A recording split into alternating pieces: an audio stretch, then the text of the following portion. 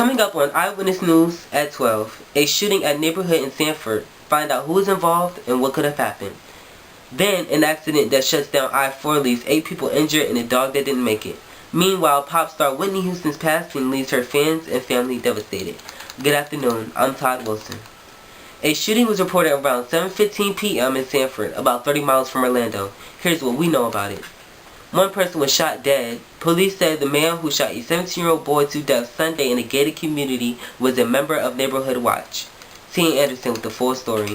Trayvon Martin, a high school student from Miami, was visiting a relative when he got into an encounter that led to his death, police said. The shooter, who lives at Retreat at Twin Lake Townhouses, told officers he shot the boy, according to Sergeant David Morgenstern, a police spokesman. Continued to investigate. His name is not being released because there was no charges. The shooter and Martin did get into a fist fight, but it has not been confirmed yet.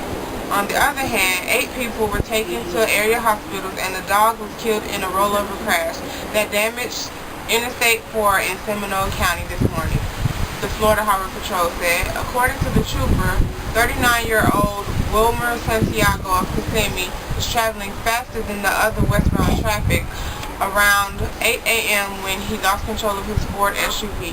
His SUV then struck the right side of a Nissan SUV. 64-year-old Gordon Jum Jr. of Charleston, South Carolina was driving. Jum and 5 other passengers were taken to area hospitals with minor injuries. Santiago and the passenger that occupied him were taken to Orlando Regional Medical Center in critical condition. The dog in Santiago's vehicle did not survive the rollover crash. 2 women were found shot to death inside a home, and now investigators are working to piece together what led to their deaths. Neighbors said a man and his wife lived there with their mother-in-law and 2 teen boys. Police were called to Lake Nona home on North Lake Parkway after neighbors reported hearing gunshots Sunday night.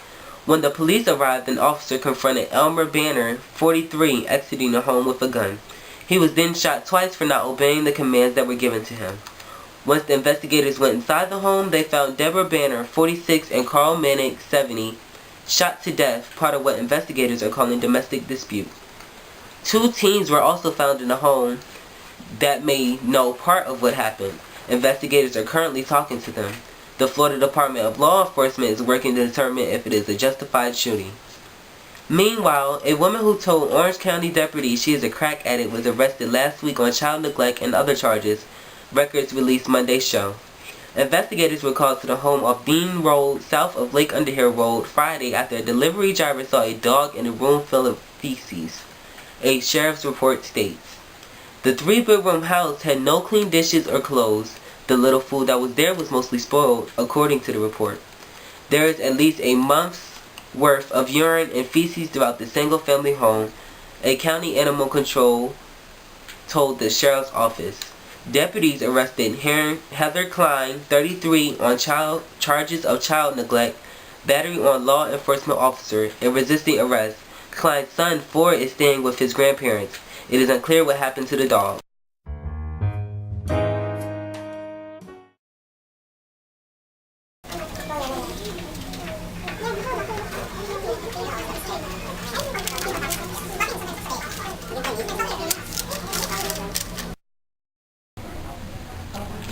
Boy, bye, not with the sweater on.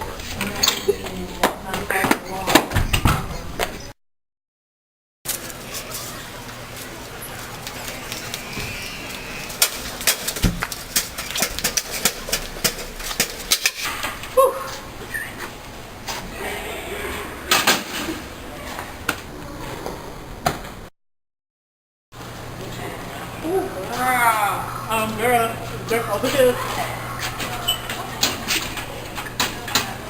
So girl, like I was saying, like look at this. Girl, look at that nerd. Oh my god, you got spray him with this nerd be gone. You got dirt on hey, that. Nerd. Nerd be. What is this? It's nerd be gone. Girls didn't like me. But now, with Nerd be gone, there's no more kick me signs. I look good and I'm cool. Nerd be gone.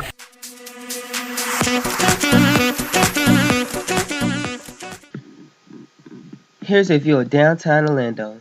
Now, Tanisha McCormick with your weather for today. A large area of high pressure over the Atlantic will continue to produce a warm, humid southwesterly breeze for the next few days. It was a record-breaking day in Central Florida on Thursday, with most locations climbing to the upper 80s. If you're looking forward to going to Central Florida Fair, there will be a warm front as we stay in the mid-80s. It will continue to be a warm weather tomorrow, high in the mid-80s. Good weather ending the week.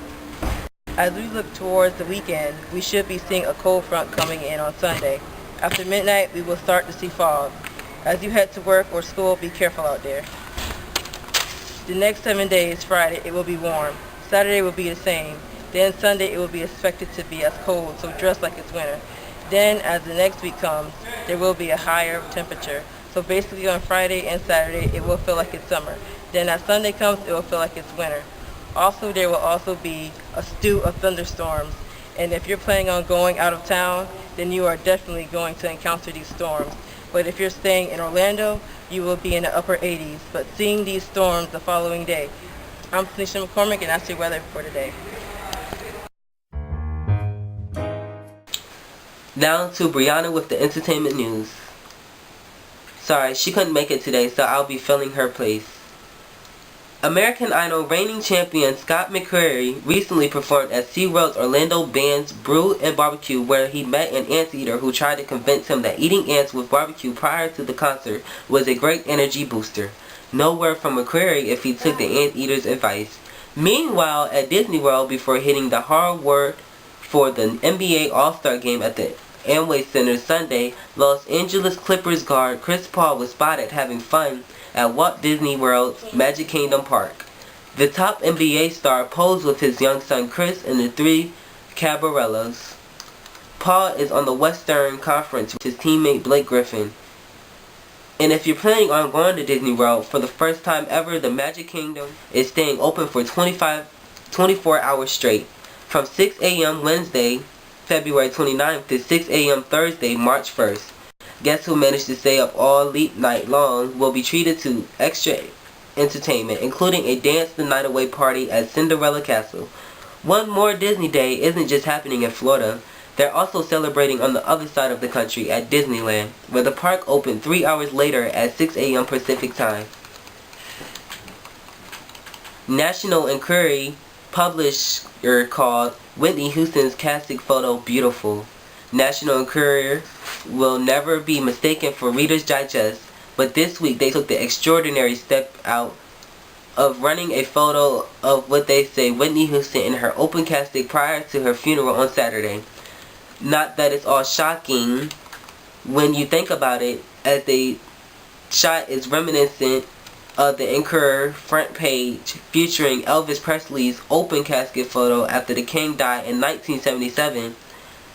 I thought it was beautiful, said publisher Mary Beth Wright. Houston, 48, was found submerged in this bathtub in her Beverly Hills hotel room earlier this month. The photograph does not bear a credit. The Enquirer is not releasing any details about how they obtained it. No one from Houston's family has called the photograph out as fraudulent. Magazine photo editors estimated that a coffin photograph like the one published by the Enquirer could sell in the mid-six-figure range or even higher. That's your news for today.